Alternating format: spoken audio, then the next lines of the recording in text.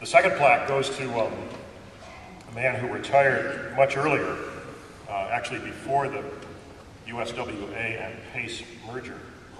And we've recognized his work for a long time, but this is the first time we've gotten around to presenting a physical token of that appreciation.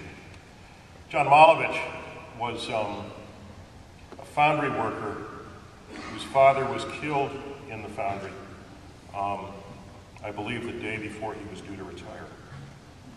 John became a lifelong safety and health activist, became a local union president, very briefly became a company safety director. He doesn't talk about that, but we rib him about that a lot. But quickly moved over to OSHA, became a very effective OSHA compliance officer, and then came to work for the United Steelworkers of America, back then, Health, Safety, and Environment Department. John was one of the most effective trainers we ever had. People loved his classes.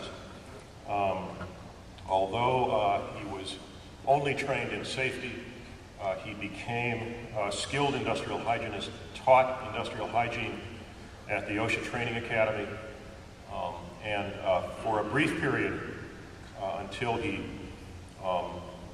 was too aggressive even for a progressive Democratic administration, he became the director of the state OSHA program in Indiana. At that time, Indiana had one of the worst OSHA programs in the country. Under John, they became, within a couple of weeks, I think, the best one in the country. John has spent his entire career in the service of working people, in the service of safety and health.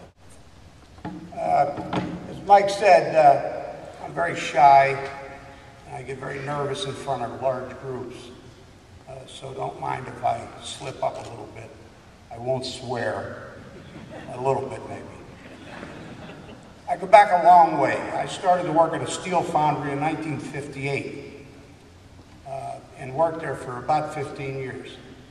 And all through that time, all of the people that worked in the plant with me suffered as much as anybody else in this country.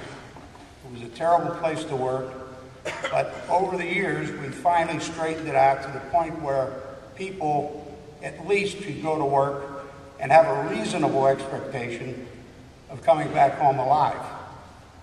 When I started, that wasn't always a guarantee. You people have the toughest job in the union. Now, some of you guys and gals might be presidents, might be grievance chairs, but the Safety and Health Committee has the toughest job in the union because invariably you're always fighting somebody, and sometimes it's your own people. But the bottom line is you're fighting the right fight. And I encourage you to continue to fight and fight to the end. Old dinosaurs like me sort of fade away like General MacArthur. But I'm telling you, you're fighting the right fight.